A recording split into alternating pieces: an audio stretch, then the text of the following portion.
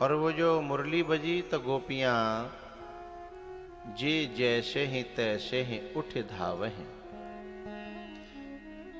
क्योंकि हम यदि सोचें कि भगवान के पास जाने के लिए अपनी जिंदगी में बिल्कुल पूरे काम करके चलेंगे तो आज तक किसी के काम पूरे हुए नहीं हैं। तो जब भी हमें भगवान की ओर जाना होगा, कथा की ओर जाना होगा, अध्यात्म की ओर जाना होगा, तो कुछ काम पूरे कुछ अधूरे छोड़ करके ही चलना पड़ेगा। क्योंकि संसार स्वयं में अधूरा है, ये पूरा है ही नहीं। ब्रह्म सत्यम जगन मिथ्या जीवो ब्रह्मैव नापरः श्लोकार्धेन प्रवक्ष्यामि यदुक्तम ग्रंथ कोटिभिः। करोड़ों ग्रंथों में जो बात है वह को सार ये है कि संसार आज तक पूरा नहीं हुआ और परमात्मा आज तक अधूरा नहीं हुआ। जब पूरे को पाना है तो अधूरे को तो त्यागना, छोड़ना, उसी हालत में छोड़ना पड़ेगा। इसलिए गोपियां जे जैसे ही तैसे ही उठे धावे, दौड़ पड़ी। ये मुरली जो बजाई, ये करती क्या है? अनंग वर्धनम, ये प्रेम का संवर्धन करती है, प्रेम बढ़ाती है। और इतना प्रेम बढ़ाती है कि फिर संसार फीका लगता है और भगवान मीठा लगता है। इतना प्रेम बढ़ाती है। तो यहाँ मई गांव में भी ये 7 दिन से मुरली ही बज रही है, ये कथा भी मुरली है। और ये कथा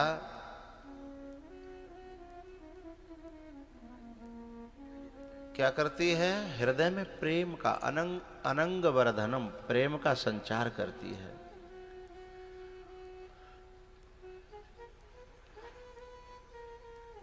लेकिन ये मुरली सबकी समझ में थोड़ी आती है। किनकी समझ में आती है? जो भगवान से अपनापन रखते हैं, संतों से अपनापन रखते हैं, उनकी समझ में आती है। जब कभी गूंगा कोई बात करे तो बाहर वाला व्यक्ति उसके घर वालों की ओर देखता है, भैया क्या कह रहे हो तुम बताओ। बोले ऐसा क्यों? उसकी ओर, घर वालों की ओर क्यों देख रहा है? क्योंकि गूंगा जाने के गूंगा के घर के जाने। क्योंकि उसका अपनापन है ना, उनका रिश्ता है, उससे भाव से बात समझ में आती है। ऐसे ही जिनका ठाकुर जी से रिश्ता है, जिसका भगवान से रिश्ता है, तो भगवान की ये मुरली, ये कथा भी उन्हीं की समझ में आती है। लेकिन समस्या ये है कि जिनकी समझ में आ जाती है ना, फिर उन्हें घर में अच्छा नहीं लगता, गांव में अच्छा नहीं लगता, दुनिया में अच्छा नहीं लगता। अब जब से यहाँ ये मुरली शुरू हुई है, कुछ दिनों पहले दिन से आ रहे होंगे, तो उनका जीवन इन 7 दिनों में जीवन सा बन गया होगा, रूटीन बन गया होगा। लगता है ऐसे जीवन गुजरे तो कितना अच्छा हो। क्योंकि उनके चित्त का ये आहार बन जाती है, खुराक बन जाती है, जीवन बन जाती है ये मुरली, ये कथा। और जब नहीं मिलती तो भूख के मारे जैसे व्यक्ति तड़फड़ाता है अन्न के लिए, ऐसे ही भक्त जो है कथा के लिए भी जब न मिले तो फिर बहुत बुरी तरह, प्यासे की तरह, भूखे की तरह तड़फड़ाता है। वो तो भला हो विज्ञान का कि इतनी खुराक तो थोड़ी बहुत मिल जाती है जीने लायक। फोन के माध्यम से लोग जो है यूट्यूब पे सर्च करके कि मई की कथा दोबारा सुनने को मिल जाए तो वह फोन पे निकाल लें, तो कम से कम इतनो जीवे लायक वो तृप्ति तो नहीं मिलती जो पंडाल में मिलती है। वो तो भरपूर पेट भरता है, पेट भर के मिलता है, आंखों को सुकून मिलता है, कानों को सुकून मिलता है, दिल को सुकून मिलता है। वो पंडाल का सुकून तो अलग ही है। लेकिन बाद में जीने लायक विज्ञान ने थोड़ा सा कर दिया है कि जीने लायक काम चल जाता है। लेकिन ये कितनी बड़ी उपलब्धि है, हम लोगों को समझना चाहिए कि जिस संसार से वैराग्य करने के लिए योगियों को योग करना पड़ता है, समाधि लगानी पड़ती है, ज्ञानियों को सांख्य योग का अभ्यास करना पड़ता है, और तरह तरह के साधन करने पड़ते हैं, और उन साधनों से भी पता नहीं संसार से वैराग्य हो न हो, और भगवान से प्रेम हो न हो। कभी कभी आप गिरिराज जी में जाइए, वृंदावन जाइए, जिन्होंने जो है जप कर करके मालाएं तोड़ डाली, सैकड़ों उंगलियों में गांठ पड़ गई हैं, उनसे भी पूछो संसार से वैराग्य भयो, बोले ना है पायो। बोले भगवान से प्रेम भयो जो होना चाहिए, बोले ना है पायो। उनके भी ये शब्द मिलेंगे जिन्होंने मालाएं तोड़ दी, उंगलियों में गांठ पड़ गई जप करते करते। लेकिन एक बार जो 7 दिन लगातार कथा में आ जाए, 7वें दिन उसके दिल से पूछिएगा प्रेम भयो, उसकी आंखें बता देंगी छलक करके कि हाँ प्रेम हुआ। उसकी आंखें बता देंगी कि अब कथा के जाने के बाद जिस घोंसलों में रहना है ना, अब वो घोंसले अच्छे नहीं लग रहे। वो शब्द से भला ही न बोले, उसकी निगाहें बताएंगी, उसका दिल बताएगा कि संसार में कैसे जिए, क्या करें। ये 7 दिन कटे, उसके बाद फिर वही ऐसा लगता है, वही संसार का वही झंझट, वही सब राग द्वेष ईर्षा, और उसी में जीना। लेकिन ये भक्त की तपस्या है, ये भक्त की तपस्या है कि तुम्ही को चाहना। बहुत मुश्किल है ये दर्द सहना भी, तुम्ही को चाहना और तुम्ही से दूर रहना भी बहुत मुश्किल है।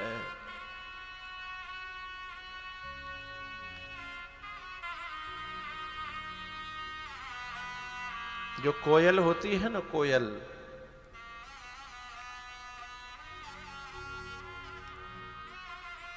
कल ये 5 भाई शाम को मेरे पास बैठने के लिए गए, तो एक भाई कह रहा कि कथा कराने में तो बहुत अच्छा लगता है, शुरू से बड़ा मन लगता है, उत्साह रहता है, लेकिन कथा के बाद कई दिनों तक, कहें तो महीनों तक, फिर अच्छा नहीं लगता। न घर अच्छा लगता है, न संसार अच्छा लगता है, और ना ही वो जगह अच्छी लगती है जहां पर कथा हुई, वो पांडाल उखड़ता है। जगह वही है, घर वही है, अच्छा नहीं लगता।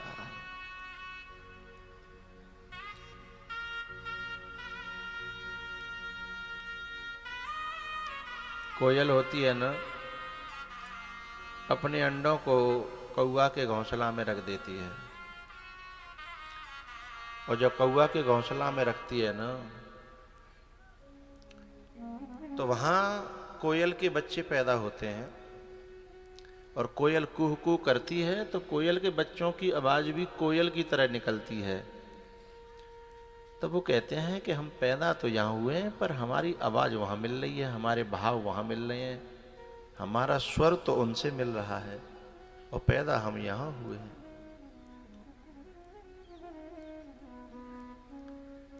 और उसमें जो एक आध कौवा के बच्चा होते हैं, उनका स्वर कौवा से मिलता है। तो जो कोयल के बच्चे उड़ने लायक होते हैं, तो फिर कौवा के संग नहीं उड़ पाते। वो, उसकी भाषा अलग है, उसका खान पान अलग है, उसका रहन सहन अलग है, उसका स्वभाव अलग है। ऐसे ही आप सब परमात्मा के बच्चे हैं, संतों के बच्चे हैं, जो पैदा उन घोंसलों में हुए हैं, कौवा के घोंसलों में, लेकिन वहां आपका स्वभाव नहीं मिलता, आपके विचार नहीं मिलते, आपका स्वर नहीं मिलता, लेकिन उन घोंसलों में रहना पड़ता है, उन घोंसलों में पैदाइश है। लेकिन जैसे ही तुम आवाज सुनते हो कि कोई हमारे दिल की सी आवाज मई में भट्टा पे कह रहा है तो तुम्हें लगता है सच में हमारा अपना तो कोई वहां पांडाल में है और ये सब अपनापन लगता है। कोयल के सुत कागा पाले, हंस हंस कंठ लगाए, बड़े भये जब उड़ने लागे तो कुल अपने को धाए। हाँ? तो तुम अपने कुल की तरफ भाग रहे हो और ये बहुत अच्छी बात है, क्योंकि हम संसार में जन्मे जरूर हैं पर हम संसार के हैं नहीं। हम अंतिम में तो ईश्वर के ही हैं ना, हम आखिर तो भगवान के हैं, संतों के हैं। तो हमें जिनके हैं उन्हीं की चर्चा तो अच्छी लगती है। जो संसार के लोग हैं उन्हें संसार की चर्चा अच्छी लगेगी, चुगली चांटी ईर्षा राग द्वेष बुराई भलाई। लेकिन तुम्हें अब ये भाएगा नहीं, तुम्हें ये ऐसा लगेगा कि कहाँ ये नरक की बातें कर रहे हैं, कहाँ इनमें बैठे, हम कहाँ जाएं। अब तुम्हें अकेलापन अच्छा लगेगा, या फिर तड़फ होगी तो तुम अगली कथा में कहीं जाकर के पांडाल ढूंढोगे और उसमें भी पुरुष तो चले जाएंगे, लेकिन माताओं का तो वो भी बंधन है। इसीलिए तो इन पांचों भाइयों को, जो तोताराम जी के बच्चे हैं, इन पांचों भाइयों को सारी माताओं की दुआएं लगती हैं, क्योंकि इनके सहारे से ये कथा और ये पांडाल और ये दर्शन परसन होता है। नहीं माताएं तो बेचारी कहीं जा भी नहीं सकती। इसलिए इन पांचों भाइयों को इस बात की बहुत बड़ी दुआ प्राप्त होती है, आशीर्वाद प्राप्त होता है।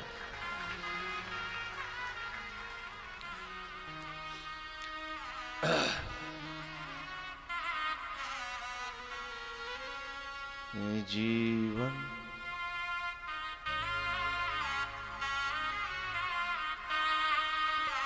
इस कथा को, इस वंशी को सुनने के बाद ऐसा नाता जुड़ जाता है, ऐसा नाता संतों से, गुरु से, भगवान से।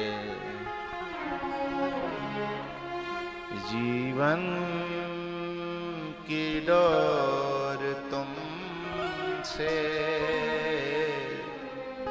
बांधी है सांवरे,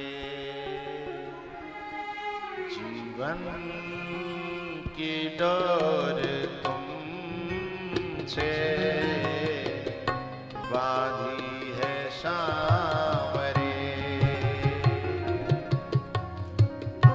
दर्शन की भीख दे दो, दर्शन की भीख दे दो,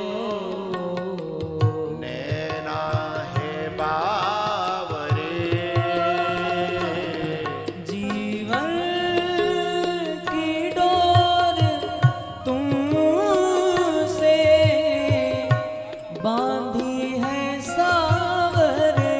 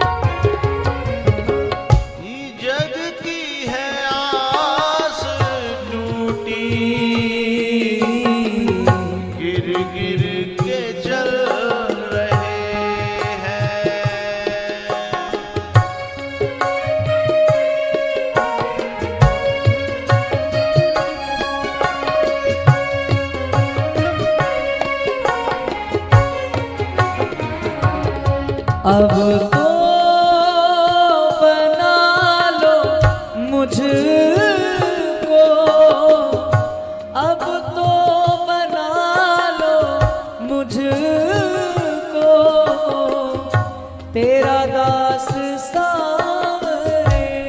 हो जीवन की डोर तुमसे बांधी है सांवरे।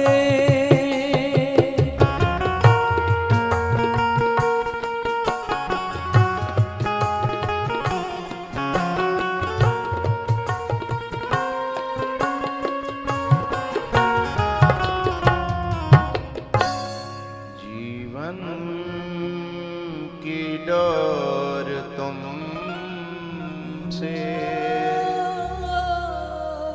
ए बांधी है सांवरे। ये जीवन की डोर तुमसे ए बांधी है सांवरे। ई दर्शन की भीख दे दो, नैना है बावरे। जीवन की डोर तुमसे ए बांधी है सांवरे।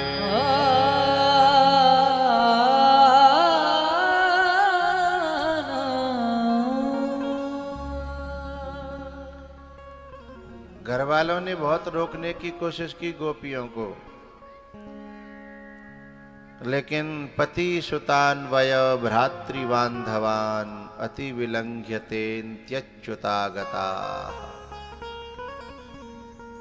वो सब का उल्लंघन करके, और ऐसा उल्लंघन तब करता है व्यक्ति जब ये सोच लेता है कि अब पीछे लौटना नहीं है।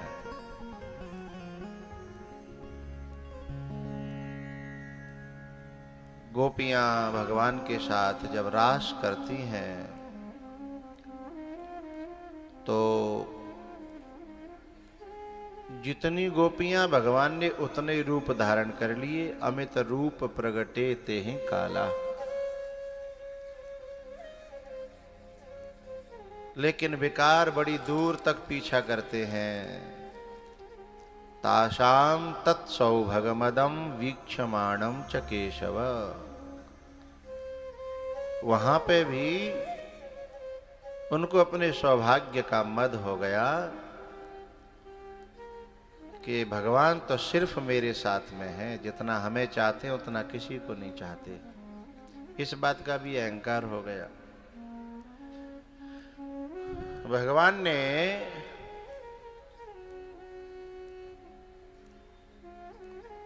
इनका अहंकार देखा तो अच्छा नहीं लगा, तो इसलिए सबको छोड़ के अंतर ध्यान हो गए राधा रानी को लेके।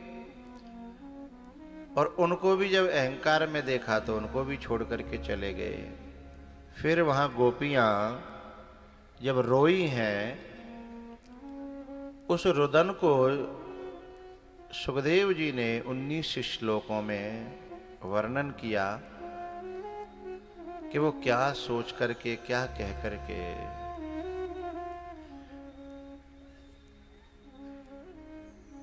और जब किसी व्यक्ति के जीवन में अहंकार आता है, और जिस वस्तु को लेके अहंकार आता है भगवान उसे छीन लेता है, तो स्वयं को ही छीन लिया। और जब ये गोपियां रोई है ना, जयति तेधिकं जन्मना व्रजः श्रयत इंदिरा शश्वद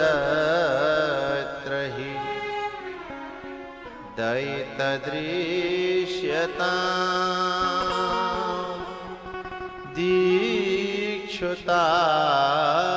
दीक्षुतावकाः त्वयि धृता शव त्वां विचिन्वते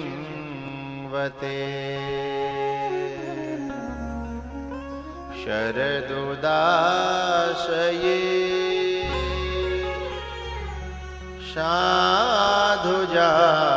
साधुजातशत शरसिजोदर श्रीमुषादृशा।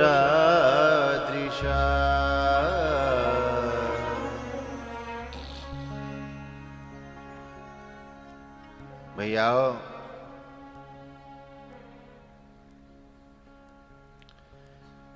जब ये रो रो करके अपने आंसुओं के साथ अपने विकारों को बहा देती हैं, मन निर्मल हो जाता है, तो फिर से भगवान इनके बीच में प्रकट होते हैं और भगवान फिर इनके साथ में दोबारा से, क्योंकि निर्मल मन जन सो मोहे पावा, निर्मलता आई तो भगवान प्राप्त हुए। और जब भगवान प्राप्त हुए तो पुनः फिर रास हुआ। तम विलोक्यागतम प्रेष्ठम प्रीत्युत्फुल्ल दृशो बलः रुरुदुः सुस्वरम राजन कृष्ण दर्शन लालसाः।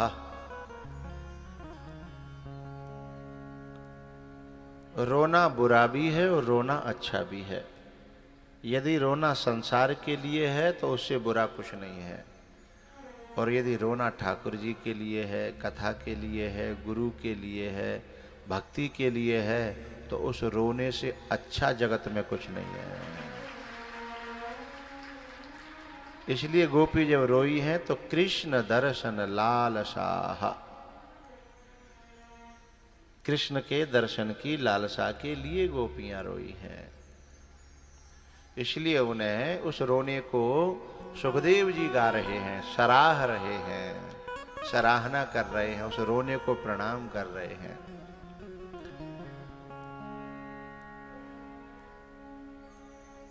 हमारी कुछ क्रियाएं हैं जो जगत के लिए हों तो वो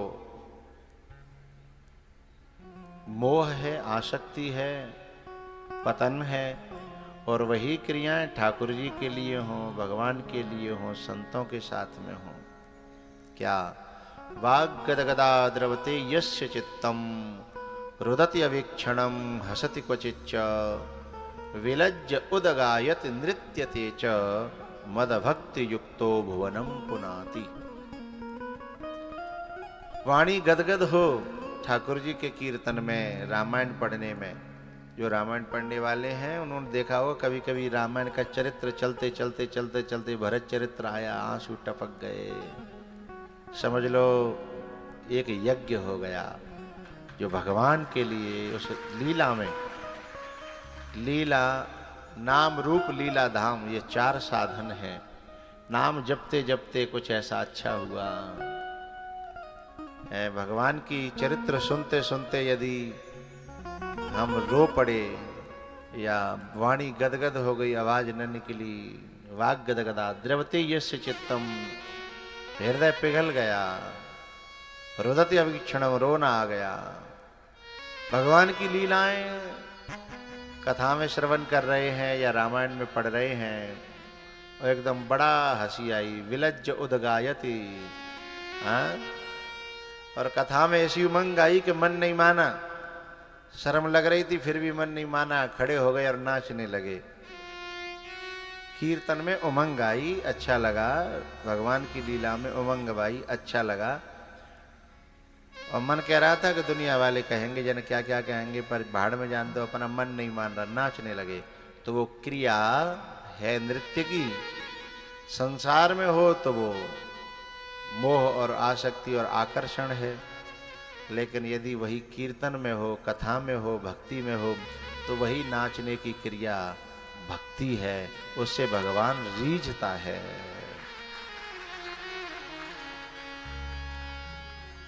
वाग्गदगदा द्रवते यस्य चित्तम रुदति अवीक्षणम हसति क्वचिच्च विलज्ज उदगायत नृत्यते च मदभक्ति युक्तो भुवनम पुनाति।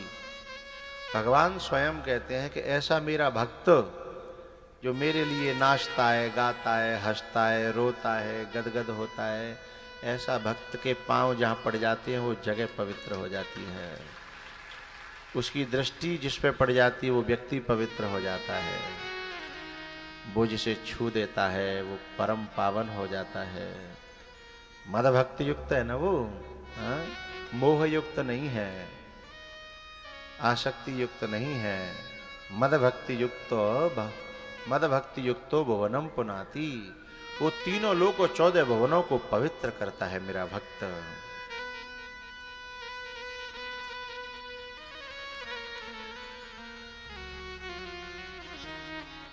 इसलिए नादान लोग इस बात को समझते नहीं हैं कि तुम जो बारातों में जो नाच रहे हो और जो कथा में जो नाच रहे हैं इसमें जमीन आसमान का फर्क है।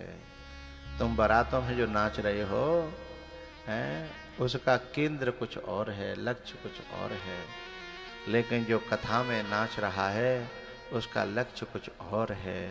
इन दोनों के परिणाम बहुत विपरीत हैं। पर वे तो अपने जैसा ही वहां की तरह जब समझेगा तो आकलन क्या लगाएगा, सही समझ नहीं पाएगा।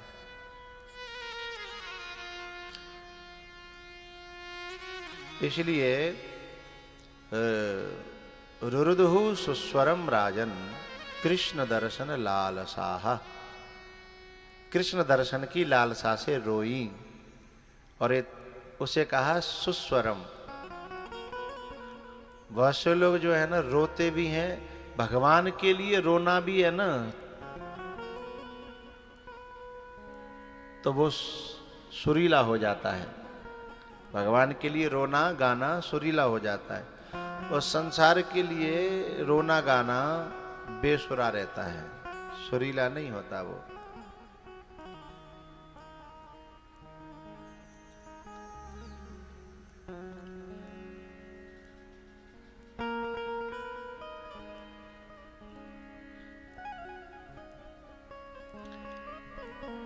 भैया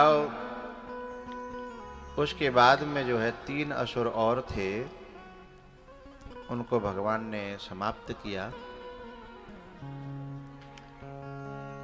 उसके बाद जब पूरी वृंदावन और गोकुल नंदगांव की जब लीलाएं पूरी हो गईं, असुर मर गए, तब कंस ने जो यज्ञ किया, एक मेला लगाया और उस बहाने से कृष्ण बलराम को बुलाने के लिए अक्रूर जी को भेजा कि जाओ लेकर के आओ। इधर अक्रूर जी महाराज जब चले हैं तो खुश भी हैं और दुखी भी हैं। खुश तो इसलिए है कि जिन चरणन के पादुकन भरत रहे मन लाए, तिन कहूं आज बिलोक यहूं इन नैनन अवजाए। और दुखी इसलिए है कि कंस के षड्यंत्र को वो समझ रहे हैं, इसलिए रथ लेके जा रहे हैं और मन ही मन में सोच रहे हैं कि मैंने ऐसा कौन सा पुण्य किया होगा। किम मया चरितम भद्रम किम तप्तम परमम तपः। बोले मेरे जीवन में मुझे कोई ऐसा धर्म कर्म दिखाई नहीं देता कि जिससे ठाकुर जी का दर्शन हो, लेकिन फिर भी मुझे दर्शन मिल रहा है। ये सिर्फ उनकी कृपा ही है, क्योंकि यह गुण साधन ते नहीं होई और तुम्हारी कृपा पाव कोई पाता है। इसलिए वो बार बार सोचते हैं किम मया चरितम भद्रम किम तप्तम परमम तपः। मैंने तो कोई तप नहीं किया, मेरा कोई अच्छा चरित्र भी नहीं है। राजनीति में रहकर के कौन अच्छा चरित्र कर सकता है, बड़ा मुश्किल है। इधर जब अक्रूर जी उधर से चले तो इधर ठाकुर जी आज जब गैया चराने के लिए सखाओं के साथ गए तो आज ठाकुर जी का हाल ऐसा ही था जैसे मई में जो पांडाल लगी है। इस पांडाल के श्रोताओं का जो 7 दिन से कथा सुन रहे हैं, उनका 7 दिन से जो कथा सुनते सुनते जो आज जो मन थोड़ा सा उदास है, ऐसा ही वहां भगवान का मन भी उदास है। क्यों है? उन्हें पता लग गया कि ये सखाओं के साथ खेलना कूदना गैया चराना आज तक का ही है। आज के बाद ये गैया चराना, ये खेलना कूदना, लेकिन सखाओं को नहीं पता। एक आए को बोले चल लाला खेलेंगे। जब मन में उदासी हो तो खेल कहीं अच्छा लगता है। भगवान की आंखें भर आई, बोले सखाओ एक बात बताओ, कबू हम तुम अलग है गए? तो एक सखा हाथ धर के मुंह पे भगवान के पे बोलो, ए लाला ऐसी बात क्यों करता है? तेरे को पता है अब हमारी जिंदगी भी तू है, हमारी सांसें भी तू है, हमारा जीवन हमारा सुख तू ही तो है। अब तुझसे बिछुड़ के तेरे से अलग होकर के क्या तू कल्पना करता हम जिएंगे? सांसें तो धौंकनी की भी चलती हैं, लेकिन क्या वो जिंदा थोड़ी है? ऐसे ही अब तू ऐसी बात करेगा? बोले ऐसी कोई बात है क्या? भगवान टाल गए, बोले नहीं नहीं। अब सोचो जिनको ऐसा सुनना भी स्वीकार न हो और वो अलग होने का उनकी तैयारी हो रही हो। बछड़े गैया सब जो है लौट के जब वृंदावन में प्रवेश कर रहे थे तो गोपियां रोज जो है तैयार बैठी रहती दर्शन करने के लिए। जो जहां से दर्शन कर पाता था वो वहां अपनी पोजीशन पे तैयार रहते थे। कोई छत पे, कोई द्वार पे, कोई खिड़की में। युवती भुवन झरोकन लागी, देखहि राम रूप अनुरागी। अभी जब हम आते हैं ना तो जहां से निकलते हैं वहीं से कोई कहीं पोजीशन लेके खड़ा होता है। कार्यकर्ता अपनी बस वो साइकिल मोटरसाइकिल स्टैंड पे, बच्चे प्रसाद वाले वहाँ जहाँ यहाँ तक आते हैं वहाँ अपने अपनी पोजीशन पे खड़े रहते हैं जहाँ जिसका दाव लग जाता है। अब वो जो गोपी जो जहाँ जहाँ खड़ी थी उनको देख करके रोज भगवान मुस्कुरा जाते थे, जिससे उनकी पूरे दिन की थकान उतर जाती थी। जब वो मुस्कुरा जाते थे तो थकान उतर जाती, लेकिन आज भगवान को हंसी नहीं आ रही थी। जैसे कोई बेटी है और भाई पता हो कि मेरी सवेरे विदा होनी है। अब वो जहां भी देखती है तो हंसी नहीं आती, उसे सिर्फ रोना आता है कि जे घर मेरो आज तक को है, जी मेरो कमरा आज तक को है, जी मेरी चाची ताई, मेरे पापा, मेरी मम्मी मेरे आज तक के हैं। इनका अधिकार कल से मेरे ऊपर नहीं रहेगा। फिर वहां के लोग जो कहेंगे वो मुझे करना है। ये चाहेंगे भी तो जरूरी नहीं है बुला पाएंगे। ये मेरी गली, ये मेरो गांव, ये मेरो गिरारो, ये मेरो घर, उस सबको देख करके रोना आता है उसे। सखियां भी आती हैं, उन्हें देख करके रोना आता है कि ये मेरी सखी अब सब अपने अपने जन कहाँ कहाँ चली जाएंगी। जन्मती एक गांव में, एक घर में, और फैलती जाने कहाँ कहाँ है। और फिर दोबारा मिलन के लिए कोई पता नहीं होता, विधाता के हाथ में है। ये सोच करके जैसे वो बच्ची को हंसी नहीं आती, यद्यपि लोग उसके साथ मजाक करते हैं, लेकिन उसका दर्द वही जानती है। ऐसे ही भगवान को इस देख करके हंसी नहीं आ रही। क्यों नहीं हंसी आ रही? उन्हें पता है कि मुझे सब छोड़ के जाना है। ये गोपियों को नहीं पता कि कल मैं मिलूंगा नहीं, इसलिए ये तो बड़े खुशी हैं, लेकिन भगवान को तो पता है ना।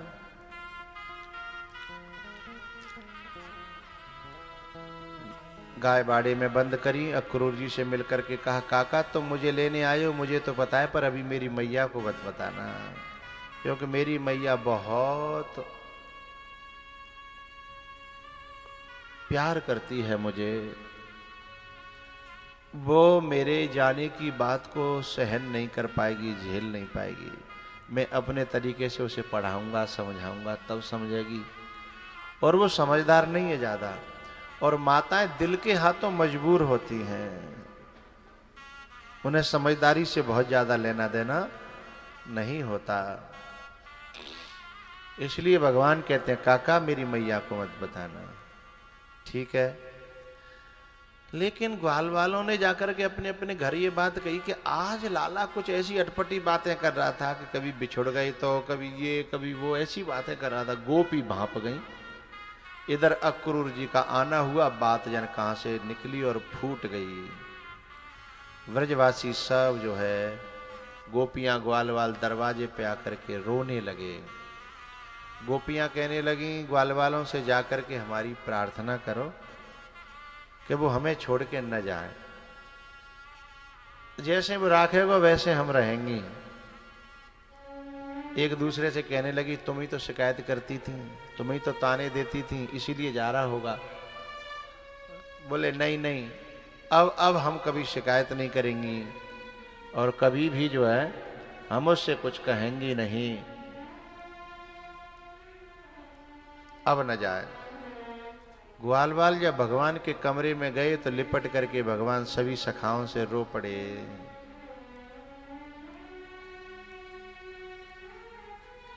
सखाओं ने कहा भैया हम क्या सुन रहे हैं? बोले सही सुन रहे हो भैया, हमारा तुम्हारा संग इतनी दिना को, इतने दिन का हमारा तुम्हारा मिलना था। और हर जीव अपने अपने कर्म से जितने दिन जहां के लिए आया है वो उतने दिन रुकेगा। मैं भी नरलीला करने आया हूं भैया, इतने दिनों तक हम तुम संग रहे, हम में लड़ाई भई, झगड़े भये, माखन चुराए। सखा तो रो पड़े, गिर पड़े।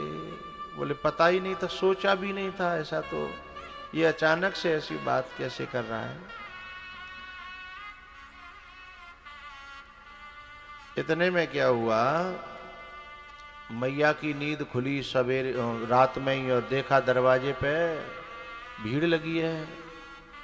अरे बाबरियो का जा बेचारी का जो पता ही ना, ये तो भोरी बाबरी है, जा सब बाबरी बना रहे हैं। बोली का बातरी क्यों रो रही हो, का है वो रात में? तब एक गोपी ने कहा अरे भोरी बाबरी यशोदा, श्याम सकारे जाएंगे,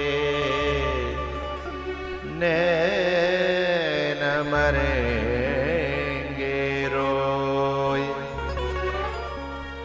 हे विधना ऐसो कीजियो, जासो भोर न हो।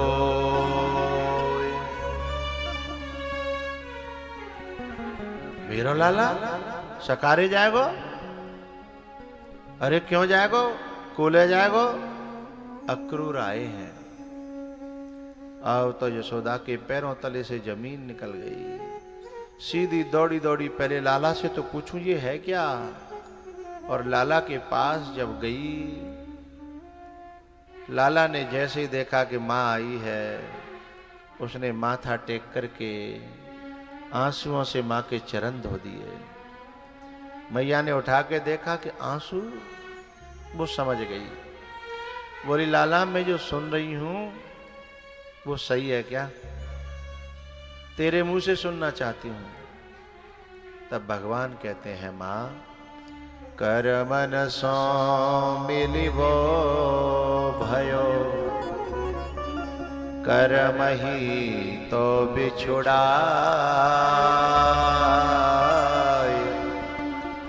कर्म ही तो बिछुड़ा।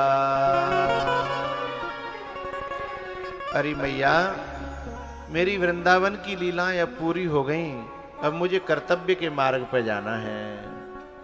और मैया सदा कोई काऊ के संग रहे हो, चाहे बहन भैया होए, चाहे बाप बेटा होए, चाहे सखियां होए, एक दिन तो सबको दूर होना पड़ता है। मां, मुझे आशीर्वाद दे कि मैं कर्तव्य के मार्ग पे आगे बढ़ूं। मां ने देखा कि जो आज छोटो सो नेकसो सो मोई इतने बड़े बड़े उपदेश कर रहा हूं कर्तव्य के मार्ग के, ऐसी बात तो जाने कबू ना करी। तब कहती है मां, बेटा जब ऐसी बात है तो मैं तुझे रोकूंगी नहीं, क्योंकि पंडित जी ने तेरी कुंडली बनाई थी। उन्होंने कहा था कि जशोदा वैसे तो तेरा लाला राजा बनेगा, पर जब ये राजा बनेगा तो तू छूट जाएगी, ये तेरे से दूर हो जाएगा। मुझे लगता है वही दिन आ गए तेरे दूर होने के, पर मैं अपने बालक को राजा बनने से कैसे रोकूं? मेरा आशीर्वाद है, क्योंकि मैं तो मां हूं ना, और मां अपने बेटे की खुशी देखती है, अपने कलेजे पे पत्थर रख लेती है, लेकिन बच्चे की खुशी देखती है। बोले मैं मां हूं ना, इसलिए मैं चाहूंगी कि तू जहां रहे सुखी रहे। पर मेरी एक प्रार्थना है बेटा, तू राजा बनेगा, तेरे महल होंगे, दास दासी होंगे, नौकर चाकर होंगे, एक काम नहीं हो सकता है। तेरे महलन में मैं और तेरो नंद बाबा कब नौकरी पे रह जाए तो हमारा बुढ़ापो शायद कट जाए।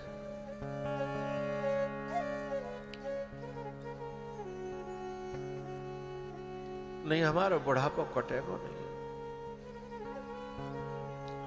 क्योंकि हमारे तो प्राण ही तेरे में बस गए।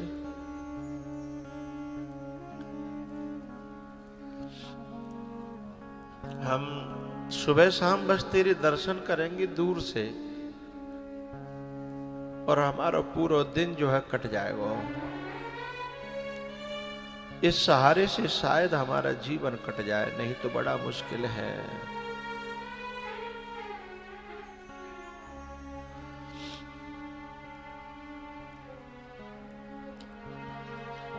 भगवान ने मां को गले से लगाया और कहा, मां ऐसी बात मत कर, दास और दासी बनने की, मैं चाहे कितना बड़ा राजा है जाऊं, महाराजा है जाऊं, पर मैं तेरो तो बेटा हूं और तेरो ही बेटा रहूंगा। ऐसी बात मत कर मां।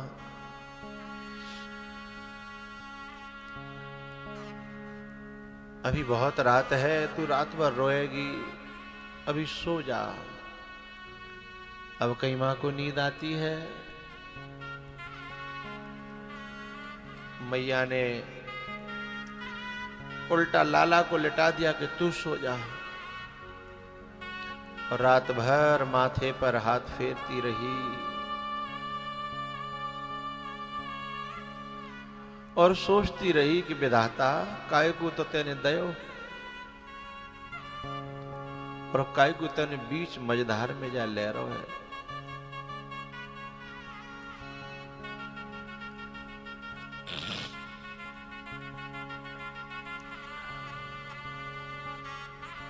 सुबह हुई, लाला को तैयार कर रही है महा, लेकिन आज खुश नहीं है। पहले तैयार करते समय बड़ी खुश होती थी, बाल काटती थी, नहलाती थी, तेल लगाती थी, लेकिन आज वो खुशी नहीं है, आज रोना है। मोर मुकुट बांधा, टीका लगाया, चलते समय माताएं दही खिलाती हैं कि दही खा के जा, अच्छा सगुन है। दही खिलाई।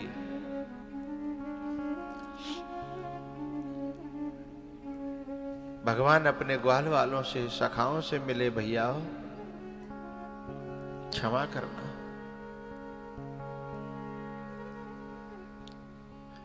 एक सखा था भगवान का, बहुत गरीब ब्राह्मणी का बेटा मधुमंगल। वो भगवान के बल पे चाह जा घर में घुस जातो और चाह जो कुछ खातो। क्या तो भगवान को सखाऊं मैं।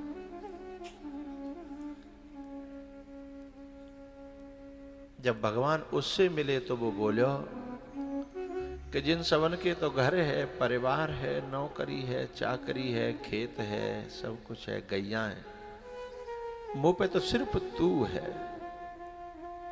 और तू भी जब छोड़ के चला जाएगा तो मेरा क्या होगा? भगवान ने कहा कि दांत नाए तब दूध दियो, और दांत दिए हैं तो अन्नम देगो।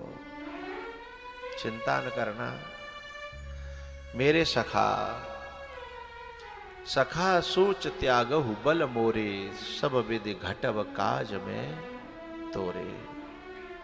चिंता न करना, तू मेरा सखा है ना, कभी भूखा नहीं रहेगा।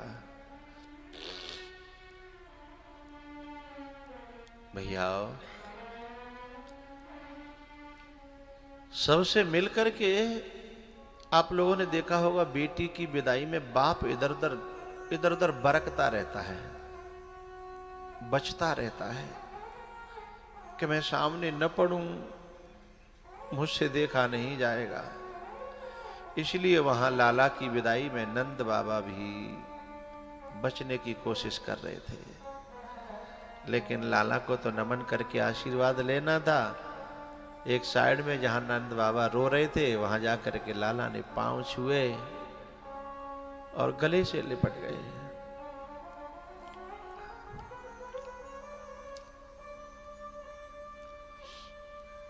नंद बाबा ने भगवान से कहा, बेटा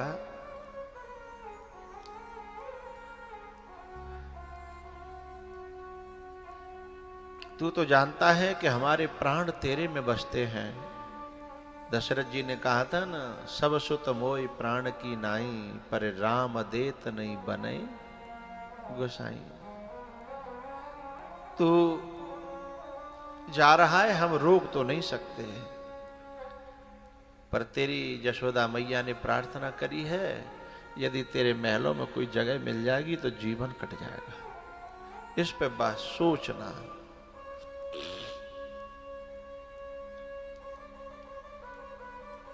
मिलकर के भगवान रथ में बैठे हैं। थोड़ी दूर चले, गोपियां लेटी हुई थी रोकने के लिए, उन्हें समझाया। इधर पीछे इतने में यशोदा बेहोश हो गई। फिर लौट करके यशोदा को समझाने लगे, मैया आंखें खोल। और मैया ने जब आंखें खोली, आंसुओं की धार दोनों आंखों से बह पड़ी। मैया कहती है, बेटा मैं तो रोकूंगी नहीं, तू जा, मेरा आशीर्वाद तेरे संग है। पर एक बात और मुझे कहनी है। क्या?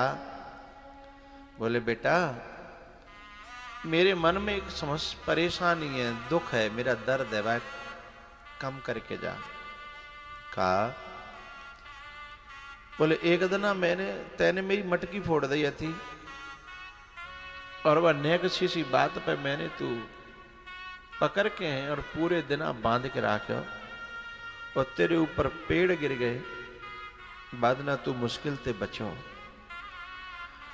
वादना की जो गलती है ना, मोई बार बार कचोटती है कि मैंने अपनो बेटा बांध्यो, भूखो राख्यो, बापे पेड़ गिर गए। यदि तुझे कह जाए ना कि मैया मैंने क्षमा करी, तो मुझे संतोष आ जाएगा। ये भारत की माताओं का स्वभाव है। वो बेटा को यूं ही नहीं मारती अपने, जब बहुत नाक तक झिक जाएंगी, बहुत परेशानी हो जाएगी, नहीं तो झेलती रहती हैं। और जिस दिन पिटाई कर भी देती है ना अपने बच्चे की, तो बच्चा तो देखना थोड़ी देर बाद गली में खेलता हुआ मिलेगा, लेकिन जे पूरे दिन रोएगी और कम से कम 10-20 जगह कहेगी, आज मैंने बहुत मारे हो, आज मान तो नहीं हो, वो पीट न पड़े हो। और वो पकड़ लेगी भाई, फिर दिखावी देख पीठ पे कैसे जाके नील पर गए हैं। क्योंकि पीटने के बाद जितना दर्द उस बालक को नहीं होता, उससे कई गुना दर्द उस मां को होता है। इसलिए मां कह रही है कि तू न्यों कह जा कि मैंने क्षमा कर दी। भगवान बोले, अरे मैया कैसी बात करती है तू, तेरे बांधवे में जो सुख मोय मिलो, ऐसा सुख तो मोय कबू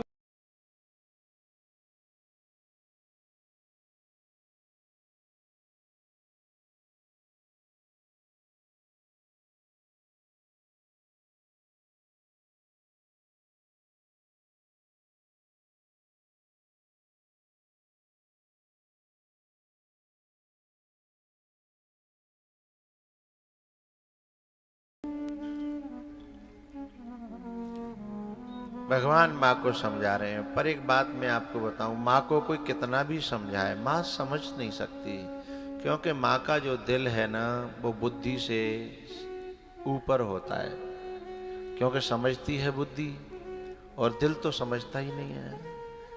और माँ हृदय प्रधान होती है। माँ जो है ना, अपने बच्चे की खुशी के लिए यहाँ तक त्याग करती है कि जब बहू बेटा न्यारे हो जाते हैं ना, और कोई कोई बहू सही नहीं निकलती, और माँ को पता चल जाए कि बेटा को मेरे पास आने नहीं देती है, कलेश करती है, तो मैंने माँ को कहते देखा है, बेटा तू मेरे पास ज्यादा मत आ करे, तेरी बहू को अच्छा नहीं लगता ना, और तो ते कलेश करे तो मोह म्यो जी दू खेगो ना, बस मोह पता रहे कि तू खुश है, तुम अपने खुश रहो, मेरे तो हाथ पांव चल रहे हैं। अपने पैदा करे भय, अपने पाले भय, अपने पढ़ाए भय बच्चे को दूसरे के हवाले कर देती है। किस लिए? कि जिनके घर में सुख रहे, मेरो बेटा सुखी रहे। कुछ बहुएं ऐसी हैं जो ये समझती हैं कि जो अपनी माता जी को पैसा दे आवे वो, तो जब तनख्वाह भी बारी होगी तब बड़ी निगरानी रखेंगे कि माँ के पास तो नहीं चला गया। तो माँ समझती है कि जाकी बहू है ना, मेरे पास आने नहीं देती, तो वो अपना बेटा त्याग देती है खुशी, उसी की खुशी के लिए। फिर भले ही अकेली रोब है, क्योंकि जब जब वो उसके बेटे को जो पसंद होता है ना, किसी के बेटे को कढ़ी पसंद होती है, किसी को गाजर का हलवा, किसी को सूजी का हलवा, किसी को रोटी, किसी को बाजरा की रोटी है, किसी को मूंग की दाल, उर्द की दाल। तो जो जो पसंद होता है बेटा को, वो जब बनाती है ना माँ, उससे खाया नहीं जाता, और वो उसे बुला भी सकती नहीं है कि बेटा खा जा, क्योंकि बाकी बहू तो ऐसा व्यवहार करती है सौत जैसा, यहां तक कह देती है कि तो मैं अम्मा के पास सो मनो तो तुम वो काय को लेके आयो। ऐसी कटु वाणी का प्रयोग कोई कोई बहू करती है। इसलिए माँ अपने बेटे के लिए जब भी कुछ बनाएगी, खीर बनाएगी, पुआ बनाएगी, तो बेटा की याद तो आएगी ना, क्योंकि उसे खा के सुख नहीं मिलता, उसे खिला के सुख मिलता है। जब वो बनाती है तो सोचती है आज वो होता है ना तो बहुत खुश होता है, मैंने खीर बनाई है, मैंने पुआ बनाई है, मैंने कचौड़ी बनाई है, मैंने आलू के भरेमा पराठे बनाए हैं, आज वो बहुत खाता होता। तो लेकिन भले ही पास रह रहा है पर बुला नहीं सकती, तो किसके लिए त्याग किया? बेटा की खुशी के लिए। ये माँ का बलिदान है।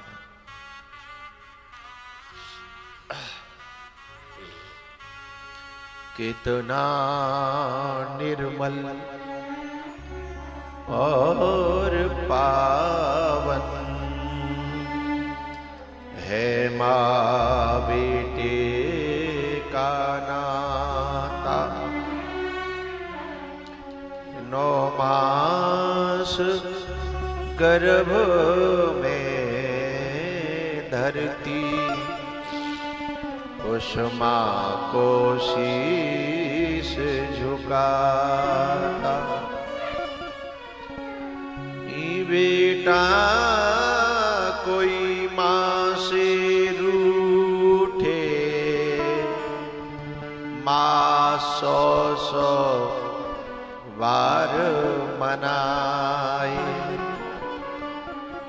यदि माँ बेटे से रूठे उसे कौन मनाए। उन बहुओं से मेरी प्रार्थना है, तुम किसी का खेत छीनना है तो छीन लेना, किसी का कुछ और छीनना है तो छीन लेना, वैसे तो ठीक नहीं है, लेकिन किसी माँ से उसका बेटा मत छीनना। क्योंकि बेटा जब किसी का छीनता है ना तो वो माँ मरती नहीं है, सारे कर्म होते हैं। इसलिए किसी माँ से उसका बेटा छीनना नहीं, क्योंकि आगे हमें भी माँ बनना है और हमारा भी बेटे का ब्याह होना है। इसलिए कुछ बहुएं आती हैं, सबसे पहले साल 2 साल हुई बात करेंगी न्यारे की, अलग की, और माँ से बेटे को दूर कर देती हैं वो बहुएं। उन बहुओं से मेरी प्रार्थना है, बेटे को छीनना कलेजे को चीरना होता है, और उस माँ के कलेजे को चीरती हैं वो, जाने कितने दिना जन कितने नारियल चढ़ाए हैं भगवान पे कि मेरे बेटा की बहू आ जाए, मेरे घर एक बहू आ जाए। हैं कितनी पूजा करी है, कितने मंदिर गई है, और फिर उसी माँ के कलेजे पे कोई चाकू चलाए, चीर दे उस कलेजे को। परमात्मा कभी क्षमा नहीं करता। माँ का दिल ना दुखा,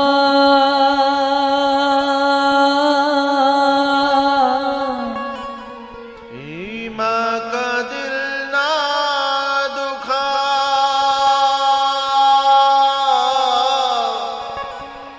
ये प्रभु की अमानत है माँ। माँ का दिल ना दुखा,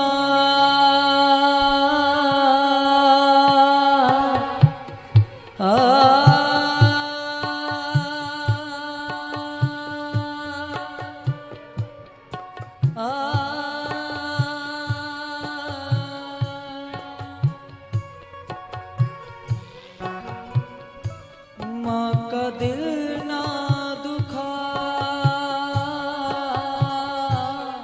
माँ का दिल ना दुखा, ये प्रभु की अमानत है माँ।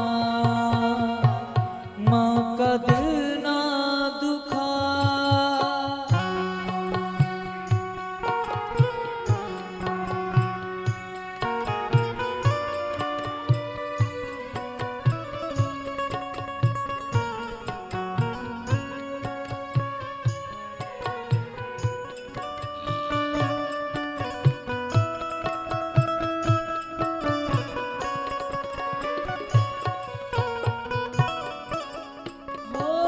तुझको पाला है जिसने बड़े प्यार से,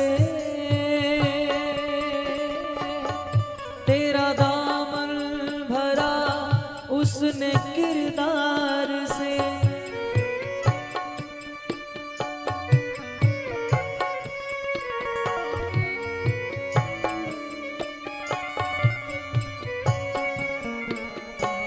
तुझको पाला है जिसने बड़े प्यार से, तेरा दामन भरा उसने किरदार से। नन्ही सी जान पर हो, नन्ही सी जान पर बन के साया रहे वो है माँ। माँ का दिल ना दुखा,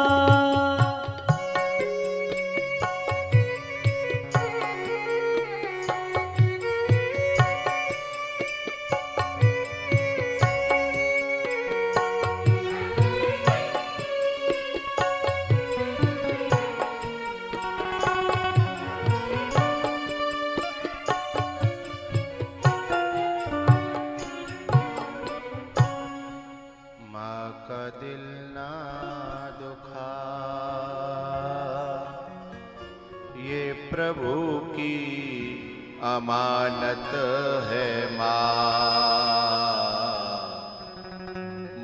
का दिल ना दुखा।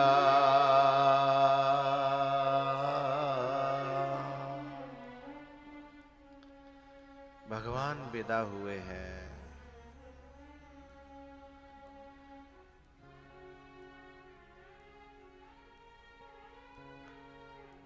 भगवान जो है यमुना जी में अक्रूर जी ने स्नान किया, वहां उनका मोह दूर किया है और मथुरा में पहुंचे हैं प्रभु। मथुरा में जो है कंस पहलवानों को तैयार करके रखा था।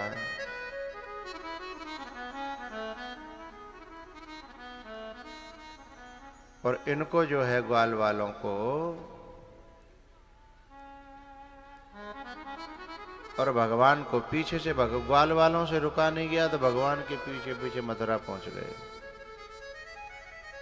और मथुरा में जब एक जगह गेस्ट हाउस में अतिथि गृह में भगवान को रोका गया, बलदाऊ जी को, और सखा पहुंच गए थे उनको। ग्वालवाल बोले कि भैया हमको या मथुरा दिखा दे। भगवान बोले हम गाँवन के लोग हैं, इन गाँव को रहन सहन अलग होता है, हमारे गाँवन के लोगों को रहन सहन अलग होता है, हमें सब पागल समझेंगे। बोले भैया कोई समझेगा तो भाई समझन दे, हम तो मथुरा देखेंगे नहीं। तो भगवान सब ग्वाल वालों को मथुरा दिखाने के लिए गलियों में निकले। तब सखा बोले लाला सही कह रहे हो तू, हम तो गमार से लग रहे हैं भैया, जा ये हमारे कपड़ा तो बहुत वैसे हैं, यहाँ के तो बड़े स्टैंडर्ड कपड़ा हैं। तो बोले कहूँ कपड़ों का इंतजाम है जाओ का? बोले चलो धोबी घाट पे। कंस के जो है कपड़ा वहाँ बड़े चमकीले, बड़े अच्छे अच्छे कपड़ा थे। भगवान ने प्रार्थना करी भैया हमारे सखाओं को कपड़ों की जरूरत है। अब वो कंस का धोबी रहे, क्योंकि मालिक में जो अकड़ होती है उससे चौगुनी चमचों में होती है। मैंने कहे गायों की पूंछ ऐंठने वाले ग्वाले, ये कपड़े कभी देखे हैं जीवन में? भगवान को देखे तो नहीं है पर पहन तो सकते हैं। बोले तुम हो कौन? बोले जो यहाँ राजा बने हुए हैं वो हमारे मामा जी हैं। अरे बोले तू ही है का वो कालिया नाग पे नाचो का? हो बोले हाँ मैं ही हूं। तो बोले हमारे महाराज तो तुमसे बहुत द्वेष करते हैं, खुंस खाए हुए हैं, मिल गए तो मार डालेंगे। और शायद मैं भी मालिक का हूं, ज्यादा करेगा तो मैं ही मार डालूंगा। दाऊ भैया बोले जो तो बहुत बनना लाला ने के देखियो कैसो दो तन तो हता जा में करना है। भगवान ने कहा मामा जी दे तो दे दो, नहीं फिर हम टेढ़ी उंगली से घी निकालना भी जानते हैं। बोले अच्छा हमको धमकी दे रहा है? सो दो दो हाथ भये, 1 मिनट में ढेर कर दिया। और बालकंद कह दी जाए छांट ले जाए जो पहननो होए। अब कहाँ कंस और कहाँ ग्वाल वाल, और फिटिंग ही नहीं है। ग्वाल वालों के शरीर बहुत हल्के हल्के और कंस के कपड़ा रहे, कैसे करें? लेकिन ऊपर से जब डाल रहे बोले भैया चमकने भड़कने का तो बहुत है पर फिटिंग ना है। बोले चलो कहो दर्जी के पास चलते हैं, जब इतना करे हो तो इतना करेंगे, चलो। तो चल दे, एक दर्जी के पास पहुंचे। भाई पहले ही सूचना पड़ गई कि एक को सुपड़ा साफ है चुके है, तो ना ही करे में फायदा ना। वो सीधो हाथ जोड़ के बोले साहब अभी 2 मिनट ठहरो, बस अभी सबके नाप लेता हूं सबके। जब उसने प्रेम से और बढ़िया भक्ति भाव से सेवा करी तो भगवान ने उसको वरदान दे दिया कि अब द्वापर का अंत चल रहा है, कलयुग आने वाला है, चिंता मत करो, तो मैं ऐसा वरदान दे रहा हूं कि कलयुग में जितने को कपड़ा नहीं होगा उतने की सिलाई होगी।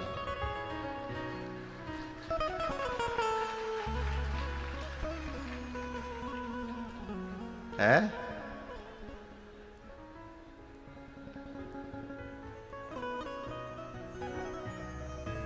सफल है कि ना? आज आशीर्वाद भगवान को। भगवान ने आशीर्वाद दे दिया। और दूसरे दिन जब वो युद्ध वो अखाड़ा हो रहा था, उसमें जा रहे थे तो बीच में हाथी आ गया। हाथी को मार के दोनों दांत तोड़ लिए, दोनों भैया ने कंधा पे धर ले। अखाड़े में पहुंचे तो पहलवान चराए राखे वाने जई बात के ले कंस ने।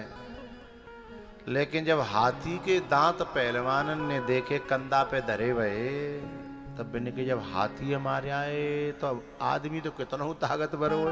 हाथी हाथी होता है, आदमी तो जिन पे थे कावचा को भाई कन्हैया ने के दाऊ भैया 4 जने हैं जो पहलवान, 2 तेरे 2 मेरे, 2 ने बांट ले। तो 2-2 मिनट में ढेर कर दिया। पहुंचे मामा जी राम राम कंस के पास। राम राम राम राम भांज, हम तुम्हारा ही इंतजार कर रहे थे। कंस कहता है, भगवान ने कहा हम भी बहुत दिनों से आना चाह रहे, काफी लेट हो गए। हाँ आओ गले मिलो। कंस ने कहा तो जैसे गले से लगा के दाव के मारना चाहता था। 2 व्यक्तियों ने दाव के मारने की कोशिश की है। इस तरह से मुक्ति का साधन करते, तुम तो मेरे माँ बाप को ही जेल में डाल दिया। किसी के बाल पकड़ने से दर्द होता है, जेल में डालने से दर्द होता है, इस बात का ज्ञान तुम्हें तब था? बोले तब नहीं था। तो बोले अब तो कर्म का फल भोगना पड़ेगा। हैं? तो कर्म का फल भोगने के लिए तैयार हो जाइए। भगवान ने कहा कंस से। स्वामी जी महाराज पधारे हैं, उनके चरणों में मैं बार बार नमन करता हूं, प्रणाम करता हूं।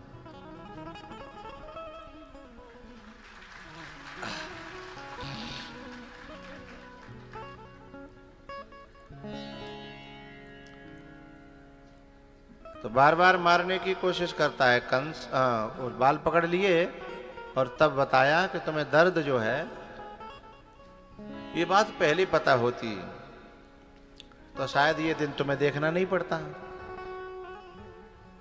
जिस समय कर्ण का पहिया फंस गया था धरती में, और जब वो निकालने लगा तो भगवान ने अर्जुन से कहा कि दे जाकी छाती में। अर्जुन बोले कि बेचार निहत्तो है, बाको पहियो फंस गो है। बोले दया जो है वहां करनी चाहिए जो दया का पात्र हो। आज पहली बार जब कर्ण ने देखा कि भगवान उल्टी शिक्षा दे रहे हैं, भगवान उल्टी शिक्षा दे रहे हैं, तब भगवान ने, कर्ण ने जब बात उठाई कि प्रभु आप तो, मैंने सुना था कि परित्राणाय साधूनाम विनाशाय च दुष्कृताम धर्म संस्थापनार्थाय, और आप ही अधर्म की बात कर रहे हैं। तब भगवान ने कहा, ए कर्ण, धर्म की बातें तेरी मुंह से शोभा नहीं देती हैं। तेरी वाणी से धर्म की बातें शोभा नहीं देती। यदि कोई धर्मात्मा हो और वो धर्म की बात करे तो शोभा देती है। आज तू धर्म की दुहाई हमें दे रहा है, हमें। अरे जिस दिन अभिमन्यु मारा था उस दिन तू था क्या? बोले था। बोले सच बता, धर्म से मारा था कि अधर्म से? सोई मोहबंद है वो। तब जो है एक पंक्ति है रागिणी की, उसमें जो है भगवान कहते हैं, अब आई रे तो याद धर्म की, पहले क्यों नहीं आई? जो यही याद पहले आ जाती तो होती काहे लड़ाई। यही याद पहले आ जाती तो होती काहे लड़ाई। अब आई तो याद धर्म की पहले क्यों नहीं आई। यही याद पहले आ जाती तो होती काहे लड़ाई। इसलिए भैया भगवान ये कहना चाहते हैं कि जिससे हमें दर्द होता है उन बातों का हमें ये ज्ञान रखना चाहिए कि यदि हमने किसी को वो दर्द दिया है तो उस दर्द को झेलने के लिए स्वयं भी तैयार रहना चाहिए।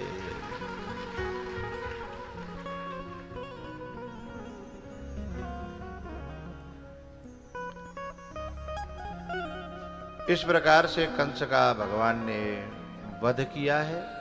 कंस की पत्नी रोने के लिए आई है वहां। दो पत्नियां थी इनकी, अष्टि और प्राप्ति।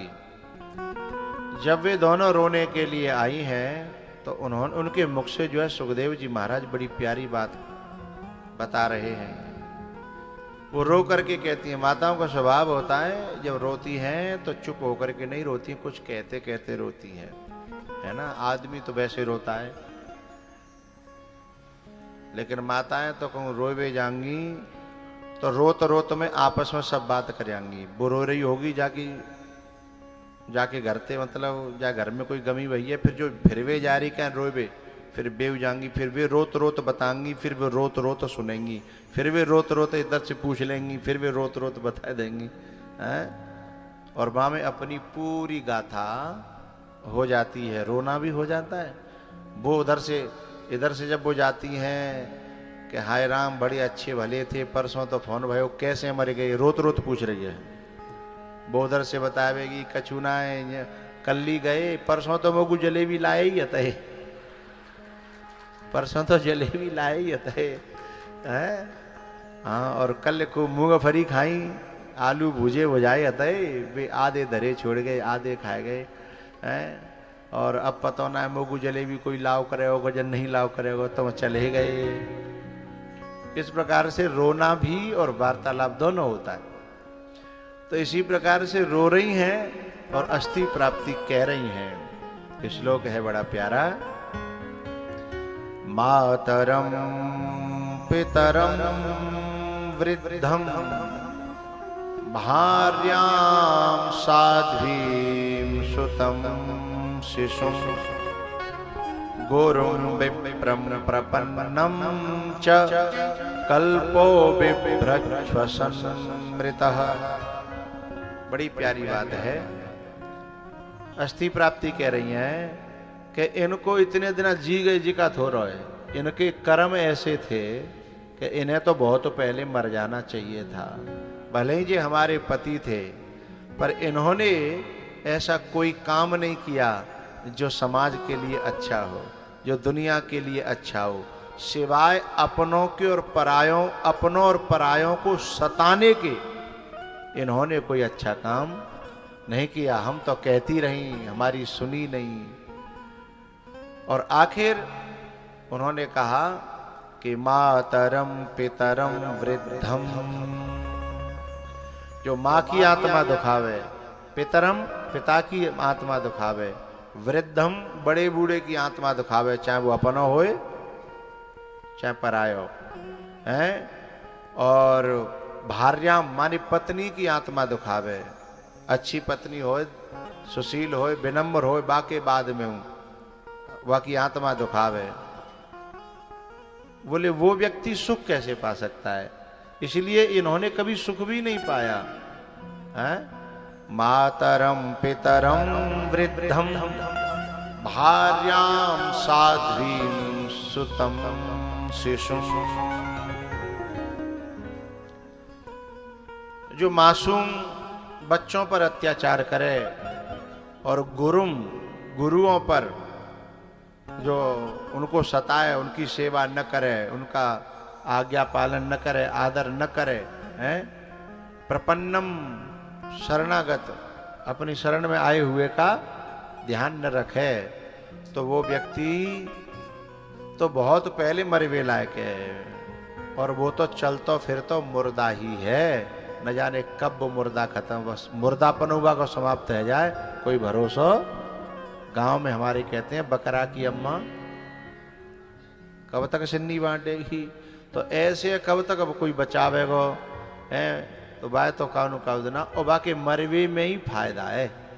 बाकी मरवे ते गांव सुखी हो जाए, घर सुखी हो जाए, समाज सुखी हो जाए, क्षेत्र सुखी हो जाए, है ऐसे के मरने में ही फायदा है। तो ऐसे व्यक्तियों के जो जिनके जो न माँ को माने न बाप को माने, मान है मात पिता नहीं देवा, और साधु न सन करवावहे सेवा, तिनके यह आचरण भवानी। जिनके ऐसे आचरण है, हे भवानी वे तो निशाचर हैं। निशाचर भले ही रूप आदमी को होए है, भले ही वो 2 हाथ पांव है विनके, भले ही सींग नहीं है, पर वे राक्षस हैं। ऐसे ही जब मंदोदरी आती है ना रावण की मृत्यु पर, तो वो भी कहती है कि आज तुम बाणों से छिदे पड़े हो, आज ये दिन देखना नहीं पड़ता, तुमने एक हितैषी की बात मान ली होती तो। चलो मेरी नहीं मानते कोई बात ना, हनुमान जी आए थे मान लेते, अंगद आए थे भगवान के दूत बन के मान लेते, माल्यवंत की मान लेते, लेकिन तुमने काऊ की बात नहीं मानी, और तुमने जो है सदा दूसरों को सताया। तब कहती है मंदोदरी, नहीं शूल चुभते आज ये तुम्हारे, जो कांटे किसी के चुभाए न होते। नहीं आज जलती सोने की लंका,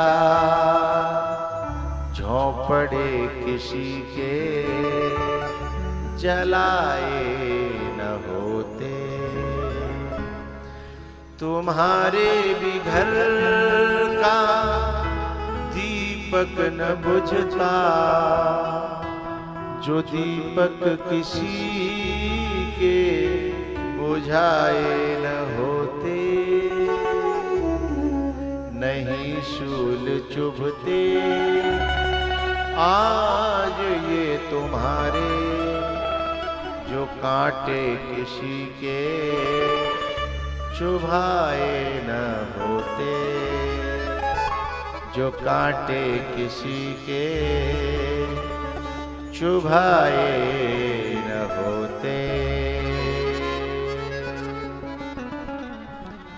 इस प्रकार से अस्थि और प्राप्ति कंस की पत्नी भी कंस के बारे में यही कहती हैं कि बड़ा समझाया था लोगों ने पर समझ में नहीं आई, और जो हाल तुम्हारा है वो स्वाभाविक है।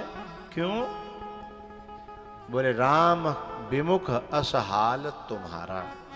राम के विमुख जो होता है उसका एक न एक दिन यही हाल होता है, तो इसमें कोई गलत नहीं है।